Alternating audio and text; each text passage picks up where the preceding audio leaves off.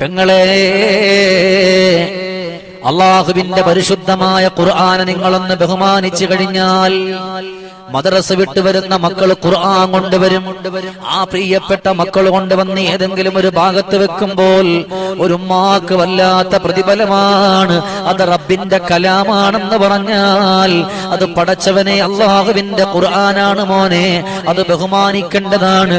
അതുകൊണ്ട് ഏറ്റവും ഉയർന്ന സ്ഥലത്തിൽ വീട്ടിൽ അല്ലെങ്കിൽ പള്ളിയിലാണെങ്കിൽ അലമാരകളുടെ മുകളിൽ അതിന് എടുത്തു വെക്കലാണ് ഏറ്റവും അത്യുത്തമമെന്ന് പറഞ്ഞു കൊടുത്താൽ അത് റബ്ബിന്റെ കലാമാണെന്ന് പറഞ്ഞ് മനസ്സിലാക്കിയിട്ട് അല്ലാഹുവേ അത് മക്കളിലൂടെ അതിനെ പരിവർത്തനപ്പെടുത്താൻ ഒരുങ്ങിയാൽ അവിടെയാണ് മക്കളെ ഭാവി നന്നാകുന്നത്, അവിടെയാണ് മക്കൾക്ക് ബുദ്ധി വരുന്നത്.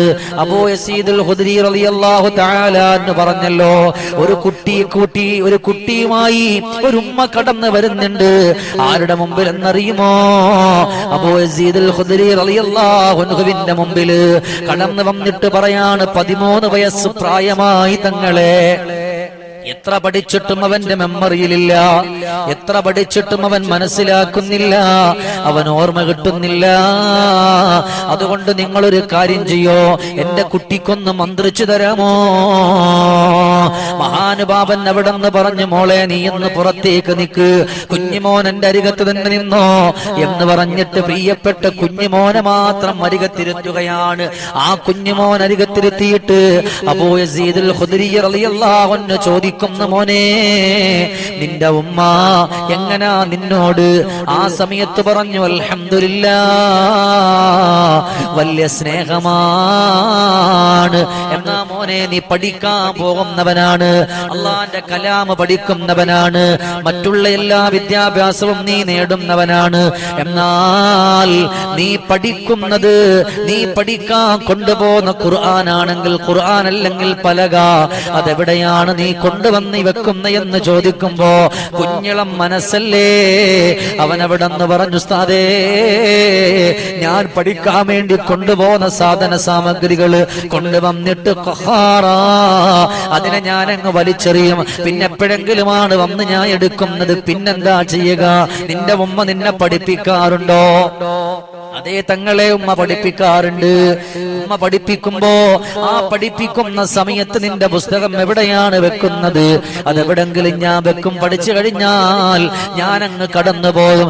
എന്നാൽ മോനുസ്താദ് 2 കാര്യം പറയട്ടെ.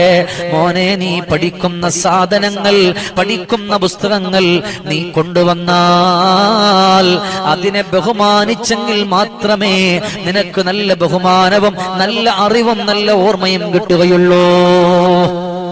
ഒന്നാമത് പഠിപ്പിച്ചു കൊടുക്ക മോനെ. ഉമ്മമാര് ചെയ്യേണ്ട കാര്യമാണ്. മക്കൾ വന്നിട്ട് ബുക്ക് വലിച്ചെറിഞ്ഞ ഒന്നും മിണ്ടൂല. അത് കുഴപ്പമില്ല, കുട്ടികളെല്ലാം അങ്ങിട്ടിട്ട് പോകും അല്ലേ?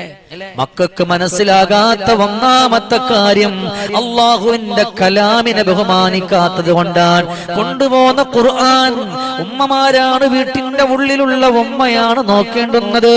അവൻ ബാഗിൽ ഇട്ടുകൊണ്ട് പോയിട്ട് ആ ബാഗ് കൊണ്ട് വലിച്ചെറിയുമ്പോ അതിനകത്ത് അൽഹംദുലില്ലാഹ്, അല്ലാഹുവേ അള്ളാന്റെ കലാം അതിലുണ്ട്. ആ ഖുർആനെ ബഹുമാനിച്ചില്ലെങ്കിൽ അള്ളാഹു ആ കുടുംബത്തെ തന്നെ ബഹുമാനിക്കില്ല.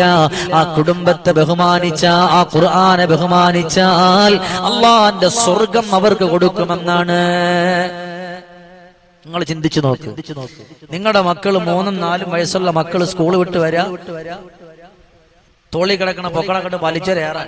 എന്ത് കുന്തം, എന്തൊരു വെയിറ്റ്, എന്തൊരു വെയിറ്റ് അത് പഠിക്കുന്നു അല്ലെ? ചില മക്കൾ കുന്തം എന്ത് വെയിറ്റാണ്. മോനെ, നീ പഠിക്കുന്ന ഒന്നിനെയും വേറൊരു പേര് കൊണ്ട് ബഹുമാനിക്കരുത്. അത് ഏത് വിഷയമാണോ ആ വിഷയത്തെ നീ ബഹുമാനിക്കണം, അതിന് നീ ചുംബനം കൊടുക്കണം എന്ന് അബൂ യസീദുൽ ഖുദ്രി റളിയല്ലാഹു അൻഹു ഖുർആനാണെങ്കിൽ ഓതിക്കഴിഞ്ഞാൽ അതിന് ചുംബനം കൊടുക്കണം. അതുമാത്രവുമല്ല, അതിന് ഏത് കാര്യമാണ് നിന്റെ ജീവിതത്തിന് ഉപകാരപ്പെടുന്നത് പഠിക്കുന്നത് എങ്കിൽ എന്ത് ചെയ്യണമെന്നറിയോ? അതുകൊണ്ട് നീ ഒരു ചുംബനം കൊടുക്കണേ. നീ അതിനോട് ചെയ്യുന്ന ബഹുമാനമാണ്.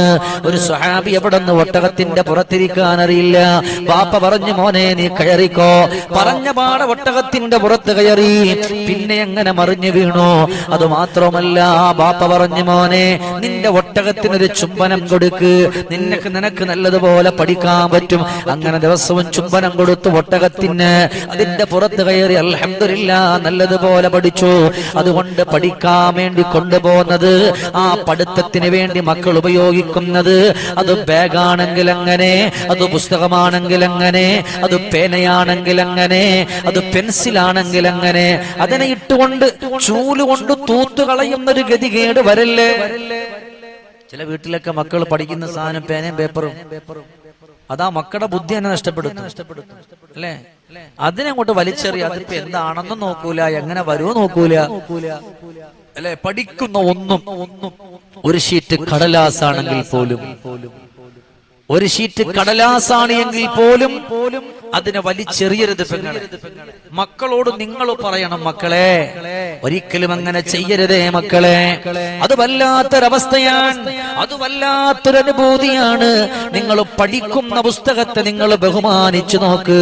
ഖുർആൻ പഠിക്കുമ്പോ ഖുർആനിനെ ബഹുമാനിച്ചു നോക്ക്. നിങ്ങൾ നോക്കാറുണ്ടോ? പഠിക്കുന്ന ഖുർആൻ അല്ലെങ്കിൽ ഓതുന്ന ഖുർആൻ നിങ്ങൾ നോക്കാറുണ്ടോ? എത്ര ഉണ്ടാവും? കുറവല്ലേ? നമ്മൾ അധികം അങ്ങനെ ഓർക്കാറില്ല, നോക്കാറില്ല. ആ ഒരവസ്ഥയിലൂടെയാണ് കടന്നു വരുന്നതെങ്കിൽ ഈ പള്ളി നിറഞ്ഞിരിക്കുന്ന പള്ളിയുടെ ഉള്ളിൽ എന്റെ പ്രിയമുള്ളവരെ, നമ്മളെല്ലാവരും ഒരുപോലെ ഖുർആനെ അങ്ങ് ബഹുമാനിച്ച അതിന്റെ പ്രതിഫലം അല്ലാഹു നിങ്ങൾക്ക് തരുമെന്നുള്ളതാണ്. അതിന്റെ പ്രതിഫലം അല്ലാഹു നിങ്ങൾക്ക് തരും. അതിൽ യാതൊരു മാറ്റവും. അൽഹംദുലില്ലാഹ് മജ്‌ലിസിൽ പങ്കെടുക്കണമെന്ന് പറഞ്ഞു വന്ന ഒരുപാട് ആളുകൾ, പടച്ചോനെ അൽഹംദുലില്ലാഹ്, അത് വലിയ പുണ്യമാണ്. അതുകൊണ്ടിരിക്കുന്ന ഓരോരുത്തരോടും പറയുകയാണ്, നല്ല നീയത്തോടെ ആയിരിക്കണം പുസ്തകങ്ങൾ, ബുക്കുകൾ, പഠിക്കുന്ന കായികകൾ. ചില മക്കള് ബാഗ് കൊണ്ടുവന്നിട്ട് ആ ബാഗിനെ ബഹുമാനിക്കണം. എന്തുകൊണ്ട്? അവൻ പഠിക്കുന്ന പുസ്തകങ്ങളും ബുക്കുകളൊക്കെ ചുമന്നുകൊണ്ട് പോകുന്നത് ഈ ബാഗാണ്. അപ്പൊ അതുകൊണ്ട് നമ്മൾ അതിനെ ബഹുമാനിക്കണം. എല്ലാത്തിനെയും നമ്മൾ ബഹുമാനിച്ചുകൊണ്ട് കടന്നു വരണം. അവിടെയാണ് നമുക്ക് വിജയിക്കാൻ കഴിയുന്നത്, അവിടെയാണ് നമുക്ക് സന്തോഷിക്കാൻ കഴിയുന്നത്, അവിടെയാണ് നമുക്ക് നല്ല മാന്യത കിട്ടുന്നത്. മഹദിയായ ആയിഷത്ത് സിദ്ദീഖ റളിയല്ലാഹു അൻഹാ ഒരു കൊച്ചുകുട്ടിയോട് പറഞ്ഞു കൊടുത്തത്, കുഞ്ഞുമോനെ നീ പഠിക്കുന്നതിനെ ബഹുമാനിക്കണേ. എഴുതുന്ന പേന ഇല്ലേ, ആ പേന തീർന്നാൽ അതിന്റെ മഷി കഴിഞ്ഞ പിന്നൊരു സ്വഭാവമുണ്ട്, വലിച്ചെറിയ അല്ലെ. അതുവരെ എഴുതാൻ സഹായിച്ചു, അന്ന് കൊള്ളായിരുന്നു. അതിന്റെ മഷി കഴിഞ്ഞപ്പോ പട്ടിയേറിയ പൂച്ചേറിയ അല്ലേ. വല്ലാഹി അത് അദബ് കേടാണ്, വലിച്ചെറിയല്ലേ. കാരണം ഒരു സാധനം നമ്മൾ ഒരു സ്ഥലത്ത് കുഴിച്ചിടുന്നതും അതിനെ വലിച്ചെറിയുന്നതും രണ്ടാണ്, രണ്ടും അദബാണ്. ഒന്ന് അദബും ഒന്ന് അദബ് കേടാണ്. ഒരു പേന അത് കഴിഞ്ഞു, ഇനി അതിനകത്ത് മഷിയൊന്നുമില്ല, നമ്മൾ എന്ത് ചെയ്യാ, അതിനെ കൊണ്ട് കുഴിച്ചിടുക, അല്ലെങ്കിൽ ഞാനിപ്പോ കരിച്ചു കളയാ, കഴിഞ്ഞു. അതേസമയം നമ്മൾ മഷിയില്ലേ, കുന്തം പോട്ട്, അത് പാടില്ല. കാരണം നമ്മൾ നേരത്തെ മഷിയുള്ള സമയം വരെ ബഹുമാനിച്ചതാണ്. അത് കഴിഞ്ഞപ്പോ നമ്മൾ വലിച്ചെറിഞ്ഞിട്ട് പോയി. എന്നാ ഒരിക്കലും നമുക്കതിനെ അതുകൊണ്ട് ഒരു നേട്ടവും നമുക്ക് വരില്ല. അതുകൊണ്ട് സുബ്ഹാനല്ലാഹ്, അല്ലാഹു നമ്മുടെ മക്കളെ മുഴുവനും അല്ലാഹു സ്വീകരിക്കട്ടെ. അല്ലേ, ഉമ്മമാര് പറഞ്ഞു കൊടുക്കണം, മോനെ വൈകിട്ട് സ്കൂൾ വിട്ടൊരു മോനെ ആ ബാഗ് അവിടെ കൊണ്ടുവെക്കും, ആ ബാഗ് അവിടെ കൊണ്ടുവെക്കും അല്ലേ. മാത്രവുമല്ല ഉമ്മ പറഞ്ഞു കൊടുക്കണം, ഇട്ടിരിക്കുന്ന വസ്ത്രം ഊരിയിട്ട് വലിച്ചെറിയല്ലേ, അതൊരു ഭാഗത്ത് മാറ്റിവെക്കണേ. മഹാനായ അബൂ യസീദുൽ ഖുദ്രി റളിയല്ലാഹു തആല അൻഹുവിന്റെ മുമ്പിൽ ഈ കുട്ടി ഇങ്ങനെ വന്നപ്പോ ഉമ്മാനെ വിളിച്ചു പറഞ്ഞു, പെങ്ങളെ നീയാണ് ഈ കുട്ടിയുടെ ബുദ്ധിയെ നഷ്ടപ്പെടുത്തിയത്. കാരണം അവൻ പഠിക്കേണ്ടുന്ന സാധനത്തിനെ ബഹുമാനിക്കാൻ നിങ്ങൾ പഠിപ്പിച്ചിട്ടില്ല, വെക്കേണ്ടുന്നത് വെക്കാൻ നിങ്ങൾ പഠിപ്പിച്ചിട്ടില്ല. അതുകൊണ്ട് ഇനി മുതലെങ്കിലും ആ കുട്ടിക്ക് നല്ലതുപോലെ, ആ കുട്ടിയെ നല്ല മനസ്സോടെ നിങ്ങൾ കൊണ്ടുവന്നോ. അച്ചടക്കം പഠിപ്പിച്ചോ, അദബ് പഠിപ്പിച്ചോ, ആദരവ് പഠിപ്പിച്ചോ, ബഹുമാനം പഠിപ്പിച്ചോ. എന്നാൽ ആ കുട്ടി നല്ലവനാകും, നല്ല ബുദ്ധിയുള്ളവനാകുമെന്ന് പറഞ്ഞു കൊടുക്കുമ്പോൾ അബൂ യസീദുൽ ഖുദ്രി റളിയല്ലാഹു അൻഹുവിനോട് പെണ്ണൊരു ചോദ്യം ചോദിച്ചു. എന്താണ് ചോദ്യമെന്നറിയോ? ബാപ്പാക്കെന്തേ ഉത്തരവാദിത്തമില്ലേ? അല്ലേ? അബൂ യസീദുൽ ഖുദരി റളിയല്ലാഹു അൻഹുവിനോട് ഈ പെണ്ണ് പറയാ, വാപ്പാക്ക് എന്ത് ഉത്തരവാദിത്തമില്ലേ? നിങ്ങൾ അങ്ങനെ പറയോ ഉമ്മമാരെ? നിങ്ങൾ പറയോ? നിങ്ങൾ വാപ്പ നിങ്ങൾക്ക് എന്ത് ഉത്തരവാദിത്തമില്ല? അല്ലുമ്മ മദ്റസ, ആദ്യത്തെ മദ്റസ ഉമ്മയാണ്. ആ ഉമ്മന്റെ പക്കൽ നിന്നാണ് മക്കൾ മുഴുവനും കണ്ടുപഠിക്കുന്നത്. ഉമ്മ ചെയ്യുന്നതാണ് മക്കൾ ചെയ്യുന്നത്. ഉമ്മ പറയുന്ന അതേ വാക്കാണ് മക്കൾ പറയുന്നത്. കാരണം നിങ്ങൾ കൊച്ചുമക്കളെ കണ്ടിട്ടില്ലേ ഉമ്മാന്റെ പിന്നാലെ ഉമ്മ ഉമ്മാന്ന് വിളിച്ചു നടക്കുമ്പോ? അപ്പൊ നമ്മുടെ മക്കളോട് പോ നിന്റെ ജോലി നോക്കി എന്ന് പറഞ്ഞാൽ ഒരു പക്ഷെ അപ്പോഴും വന്നേക്കാ. പിന്നീട് ആ കുട്ടി വളർന്നു വരുമ്പോ ആ കുട്ടി പറയും പോ നിന്റെ ജോലി നോക്കിന്ന് ഇല്ലേ? അപ്പൊ ചോദിച്ചോ അല്ലയോ അബൂ യസീദുൽ ഖുദരി തങ്ങളെ, ഇതെന്തേ അവന്റെ ബാപ്പക്ക് ഇതൊന്നും ബാധകമല്ലേ? ഭക്ഷണം മാത്രം കൊടുത്താൽ മതിയോ? ഭക്ഷണം കൊടുത്താൽ മതിയോ? അവൻ ഇതൊക്കെ ചെയ്യിപ്പിക്കേണ്ടെന്ന ബാപ്പാന്റെ കൂടെ ഉത്തരവാദിത്തമല്ലേ? ആ സമയത്ത് അബൂ യസീദുൽ ഖുദരി റളിയല്ലാഹു അൻഹു പറഞ്ഞു, പെങ്ങളെ ശരിയാണ്, പക്ഷേ ബാപ്പ നിന്റെ വീട്ടിലിരിക്കാൻ പറ്റോ?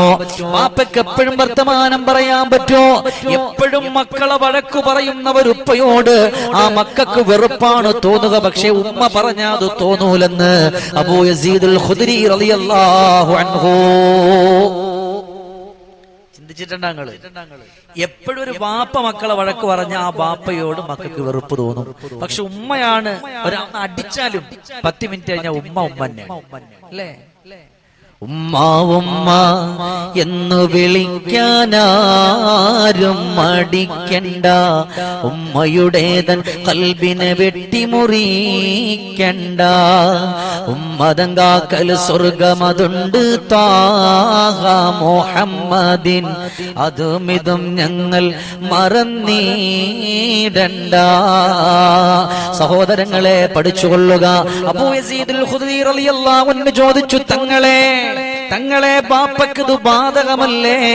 ബാപ്പ കൂടെ ചെയ്യാനുള്ളതല്ലേ?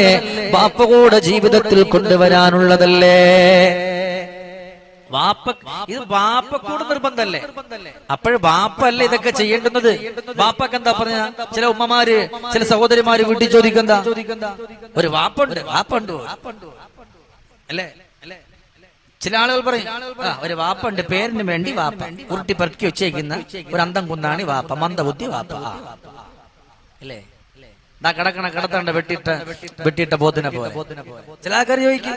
എന്നാൽ അവിടെ അബൂ യസീദുൽ ഖുദരി റളിയല്ലാഹു അൻഹു പറഞ്ഞു, നിന്റെ ശരീരവുമായി മക്കാനൽ ഉമാ,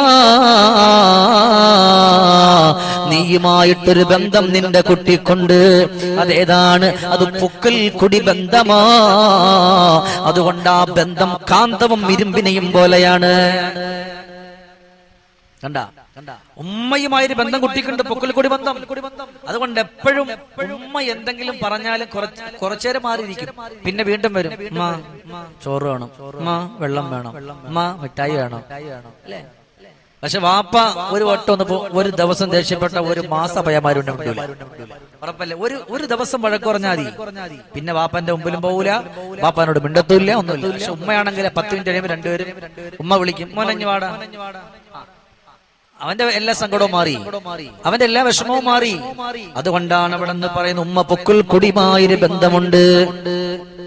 പൊന്നുമോനെ നിന്നെ നൊന്ത് പെറ്റയുമ്മ ഞാനെടാ, പിന്നെ വന്നൊരു പെണ്ണു കാരണം എന്നെ കൈവെടിയാതടാ, അറ്റപ്പൊക്കിൽ കണ്ണിൽ ബന്ധം എന്നും മണ്ണിൽ വലുതടാ, അറ്റുപോകാതുള്ള ബന്ധം പെറ്റ വയറിനാണടാ. അറ്റുപോകാത്തൊരു ബന്ധമുണ്ട് പെറ്റ വയറിന് ഇല്ലേ? എന്നാൽ അവിടെ നിന്നത് വല്ലാത്തൊരു സംഭവമാണ്. അതുകൊണ്ട് പറയുന്നത് ഉപ്പക്കൂടെ ബാധ്യത ഉള്ളതല്ലേ തങ്ങളെ? എന്നെ മാത്രം കുറ്റപ്പെടുത്തിയാ പറ്റോ? അവിടെ അബൂ യസീദുൽ ഖുദരി റഹിമഹുല്ലാഹ് പറഞ്ഞു കൊടുത്ത മറുപടിയാണ്, മോളെ അവര് പാവങ്ങളാണ്, അവർക്കെല്ലാം ചെയ്യണമെന്നുള്ള മനസ്സുണ്ട്. പക്ഷേ ചില കാര്യങ്ങളെ അല്ലാഹു അവരെ മടിപ്പിച്ചു കളയും. കാരണം ആ മക്കൾക്ക് എതിർപ്പ് വരുന്ന, ബാപ്പയോട് സ്നേഹം വരാത്ത സംസാരം ബാപ്പയിൽ നിന്ന് വന്നാൽ അത് വല്ലാത്ത സങ്കടമാണ്. അതുകൊണ്ട് ചില കാര്യങ്ങളിൽ മക്കളുമായിട്ട് അടുപ്പിക്കില്ല. അപ്പൊ പറയും ഉസ്താദെ, അല്ലെങ്കിൽ പറയും ഞാനാണ് മഗ്രിബ് മുതല് 10 മണി വരെ എന്റെ മക്കളെ പഠിപ്പിച്ചത്. എന്താ ബാപ്പാക്ക് എന്തേ ബാധ്യതയില്ലേ? ബാപ്പക്ക് എന്തേ ഉത്തരവാദിത്തമില്ലേ? ബാപ്പ വീട്ടിലുണ്ടല്ലോ. എന്നാൽ അവിടെ അബൂ യസീദുൽ ഖുദരി റഹ്മഹുല്ല പറഞ്ഞു കൊടുത്തു, എന്റെ ആ മക്കളുടെ ബാപ്പ സന്തോഷപ്പെടുന്ന ഒരു സമയമുണ്ട്, ആരോടും പറയാത്ത ഒരു സന്തോഷം മനസ്സിൽ കാണുന്ന ഒരു സമയമുണ്ട്. എപ്പോഴെന്നറിയുമോ? പ്രിയപ്പെട്ട പുന്നാര മക്കളെ, ആ മക്കളുടെ ഉമ്മ പഠിപ്പിക്കുമ്പോൾ, ആ മക്കളെ ഉമ്മ കുളിപ്പിക്കുമ്പോൾ, ആ മക്കൾക്ക് ഭക്ഷണം കൊടുക്കുമ്പോൾ ആരോടും പറയാതെ മനസ്സിൽ സന്തോഷിക്കുന്ന ഒരു ഖൽബ് അത് പ്രിയപ്പെട്ട ഉപ്പാക്കുമുണ്ടേ എന്ന് പഠിപ്പിച്ചത് അബൂ യസീദുൽ ഖുദരി റഹിമഹുല്ലയാണ്. പക്ഷേ അത് അവർ ആ പെണ്ണിനോട് പറയൂല, കാണിക്കൂല. നിങ്ങൾ എന്ത് വിചാരിച്ച്? ഭർത്താക്കന്മാര് മുഴുവനും നിങ്ങൾ ചെയ്യുന്ന ഒരു പ്രവർത്തനത്തിന് നിങ്ങളോട് സ്നേഹമില്ല എന്നാണോ? മനസ്സിൽ സ്നേഹമുണ്ട്, പക്ഷെ ഞങ്ങൾ കാണിക്കില്ലെന്നാണ്. അപ്പൊ പറയാം മനസ്സിൽ സ്നേഹം വെച്ചിട്ട് എന്ത് കുന്തത്തിനാ ഉസ്താദേ അല്ലേ? എല്ലാം അങ്ങനല്ല, ചില വിഷയങ്ങള്. അതുകൊണ്ടാണ് ഇവിടെ നിന്ന് പറഞ്ഞു പോകുന്നത്. അബൂ യസീദുൽ ഖുദരി റഹിമഹുല്ല പറഞ്ഞു, മോളെ നീ വീട്ടിലേക്ക് പോയാൽ നിന്റെ ഉള്ളിൽ കിടന്നിരുന്ന കുട്ടി, നിന്റെ മാറത്ത് ചേർന്ന് കിടക്കുന്ന കുട്ടി, നീയുമായി ഒട്ടിക്കിടന്നിരുന്ന കുട്ടി, നിന്റെ സുഗന്ധം മാത്രം, ആ കുട്ടി ഏറ്റവും കൂടുതൽ ശ്വസിച്ചത് നിന്റെ സുഗന്ധമാണ് അല്ലേ? അതുകൊണ്ടാണ് മഹാനായ അബൂ ദാവൂദുൽ മിസ്തഹി റളിയല്ലാഹു അൻഹു പറഞ്ഞത്, കുട്ടികൾക്ക് അമ്മിഞ്ഞ പാല് കൊടുക്കുമ്പോ വിയർത്ത ശരീരവുമായി കൊടുക്കരുത്. വിയർപ്പ് ഗന്ധമായി കുട്ടിക്ക് അമ്മിഞ്ഞ പാല് കൊടുക്കരുത്. കുട്ടിയുടെ സ്നേഹം കുറയാൻ അത് കാരണമാണ് അത്രേ. സുബ്ഹാനല്ലാഹ്, കുട്ടിയുടെ സ്നേഹം കുറയാതെ കാരണാണെന്ന്. അപ്പൊ ഏതായാലും ഞാൻ ചുരുക്കട്ടെ സഹോദരങ്ങളെ, അല്ലാഹുവിന്റെ ഹബീബ് നബിയുന മുഹമ്മദുർ റസൂലുള്ളാഹ് സല്ലല്ലാഹു അലൈഹി വസല്ലം, അല്ലാഹുവിന്റെ പ്രവാചകർ സല്ലല്ലാഹു അലൈഹി വസല്ലമ തങ്ങൾ പറഞ്ഞു കൊടുക്കുകയാണ്, പ്രിയപ്പെട്ട സ്വഹാബ നല്ലതിനെ പ്രവർത്തിച്ചോ. ആ പ്രവർത്തനത്തിന്റെ വഴികളൊക്കെ കേട്ടുപോയ അബൂ യസീദുൽ ഖുദരി റഹിമഹുല്ല പറഞ്ഞു കൊടുക്കുകയാണ്, അതുകൊണ്ട് മോളെ നീ പോയിട്ട് അങ്ങനെ ചെയ്തു നോക്ക്. അങ്ങനെ അന്ന് മുതൽ ആ കുട്ടിയോട് പറഞ്ഞു, പഠിക്കുന്നതിനെ ബഹുമാനിക്കണേ, പഠിക്കുന്നതിനെ ഇഷ്ടപ്പെടണേ, നല്ലതുപോലെ കൊണ്ടുവരണേ.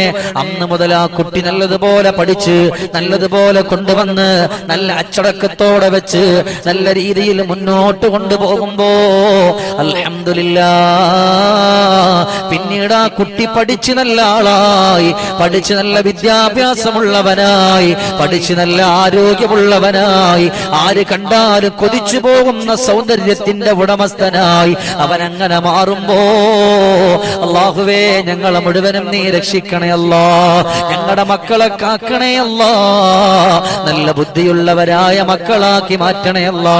ഈ പരിപാടി ആരൊക്കെ ആരിലേക്കൊക്കെ എത്തിക്കുന്നോ ഞാൻ പറയുന്ന പ്രതിഫലം അവർക്കും നീ കൊടുക്കണേ റബ്ബേ.